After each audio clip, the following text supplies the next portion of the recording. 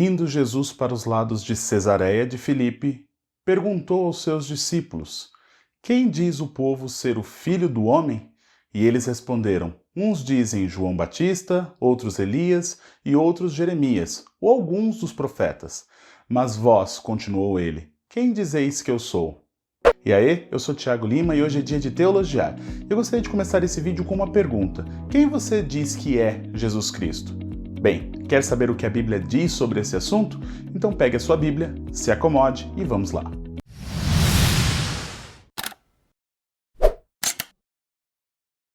Jesus Cristo faz uma pergunta muito importante nesse trecho que lemos.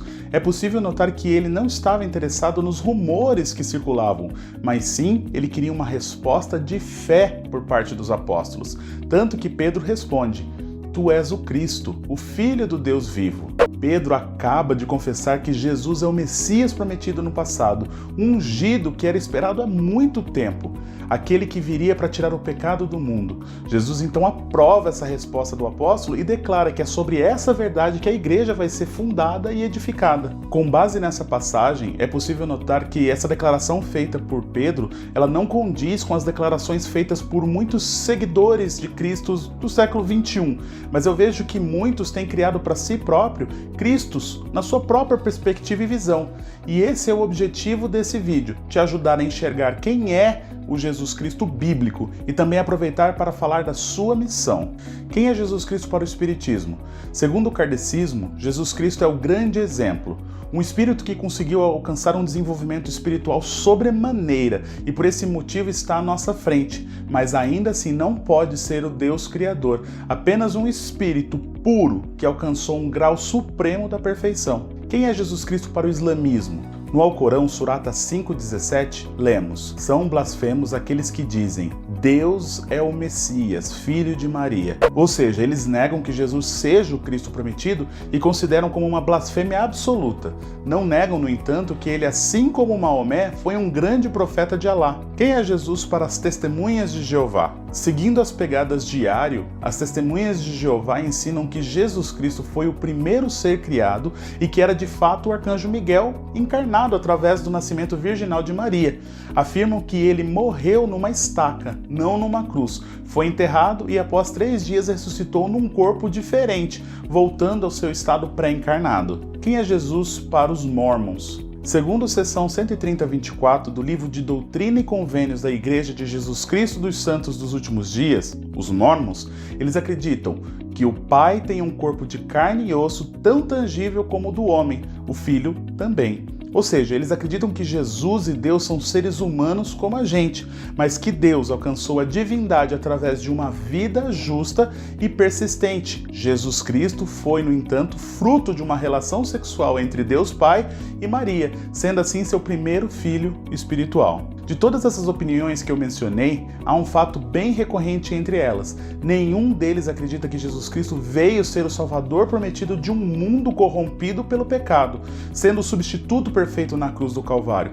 Mas o motivo dessa negação vem de não considerarem a Escritura como um todo. O apóstolo Paulo diz: Portanto, assim como por um só homem entrou o pecado no mundo e pelo pecado a morte, assim também a morte passou a todos os homens, porque todos pecaram. No entanto, Deus, através de seu amor e de sua misericórdia, promete lá em Gênesis 3,15 que enviaria um Redentor para desfazer essa maldição. Esse Redentor, o descendente da mulher, iria esmagar a cabeça da serpente, destruindo as suas obras, mas para isso iria sofrer no seu calcanhar. Uma criança como qualquer outra, totalmente humana, que precisava de cuidados para não sentir frio e que crescia com saúde. As evidências da humanidade de Cristo são muitas. Ele ficou cansado, sentiu sede, sentiu fome e inclusive morreu, cumprindo assim, nas palavras do autor de Hebreus, visto pois que os filhos têm participação comum de carne e sangue. Destes também ele, igualmente, participou para que por sua morte destruísse aquele que tem o poder da morte, a saber, o diabo, e livrasse todos que pelo pavor da morte estavam sujeitos à escravidão por toda a vida, pois ele, evidentemente, não socorre anjos, mas socorre a descendência de Abraão.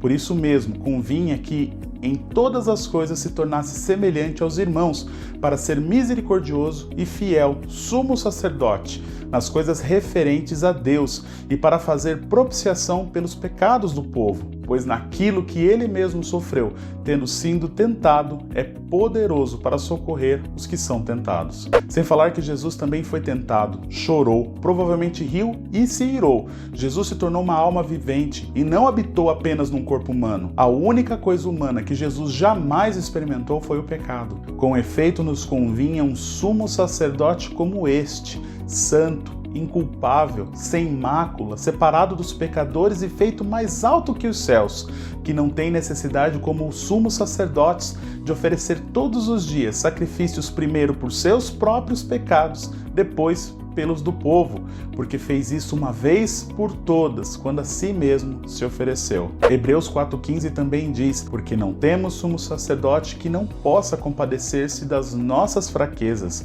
antes foi ele tentado em todas as coisas à nossa semelhança, mas sem pecado.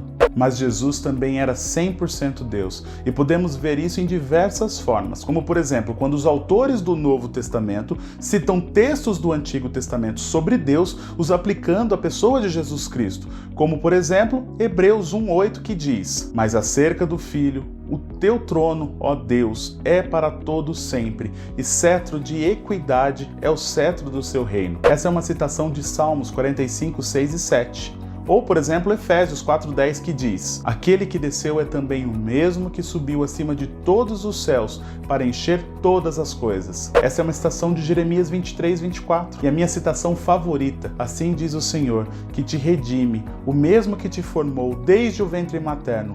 Eu sou o Senhor, que faço todas as coisas, que sozinho estendi os céus e sozinho esprairei a terra. Que, colocado em contraste com Colossenses 1,16, só há uma única possibilidade: declarar que Jesus Cristo é o próprio Deus Criador, pois nele foram criadas todas as coisas, nos céus e sobre a terra, as visíveis e as invisíveis, sejam tronos, sejam soberanias, quer principados, quer potestades. Tudo foi criado por meio dele e para ele. Jesus também disse: eu e o Pai somos um. Observando a reação negativa dos judeus nos versos seguintes, podemos ver que eles entenderam o que Jesus estava querendo dizer de verdade com essa sua afirmação. E também não vemos em nenhum outro lugar Jesus corrigindo, dizendo que ele não era Deus. C.S. Lewis, em seu livro Cristianismo Puro e Simples, faz uma declaração muito interessante em relação a esse tema. Ele diz: um homem que fosse somente um homem e dissesse as coisas que Jesus disse, não seria um grande mestre da moral, seria um lunático, no mesmo grau de alguém que pretendesse ser um ovo cozido, ou então o diabo em pessoa. Faça a sua escolha. Ou esse homem era e é o Filho de Deus, ou não passa de um louco ou coisa pior. Você pode querer calá-lo por ser um louco, pode cuspir nele e matá-lo como um demônio, ou pode prosternar-se a seus pés e chamá-lo de Senhor e Deus. Mas ninguém venha com paternal condescendência dizer que ele não passava de um grande mestre humano. Ele não nos deixa essa opção e não quis deixá-la. Ora, parece-me óbvio que ele não era nem um lunático, nem um demônio. Consequentemente, por mais estranho, assustador ou insólito que pareça, tenho de aceitar a ideia de que ele era e é Deus. Deus chegou sobre a forma humana no território ocupado pelo inimigo. Tendo definido que Jesus é 100% homem e também 100% Deus, chegamos ao ponto-chave desse vídeo. Para haver salvação através do sacrifício de Cristo na cruz, se faz necessidade a realidade da sua humanidade, pois ele precisava morrer, e a eficácia do seu sacrifício depende da genuinidade de sua divindade, pois ele precisava ressuscitar. Dessa forma faz todo sentido o que 1 João 2, 1 e 2 diz: filhinhos meus, estas coisas vos escrevo para que não pequeis. Se todavia alguém pecar, temos advogado junto ao Pai, Jesus Cristo o justo, e ele é a propiciação pelos nossos pecados, e não somente pelos nossos próprios, mas ainda pelos do mundo inteiro. Para se tornar a expiação do mundo inteiro, ele precisava, antes a si mesmo se esvaziou, assumindo a forma de servo, tornando-se em semelhança de homens e reconhecido em figura humana, a si mesmo se humilhou, tornando-se obediente até a morte, e morte de cruz. E somente através dessa atitude de Deus é que nós temos a chance de sermos justificados, porque como pela desobediência de um só homem muitos se tornaram pecadores, assim também, por meio da obediência de um só, muitos se tornarão justos. A pergunta de Jesus foi: quem dizeis que eu sou?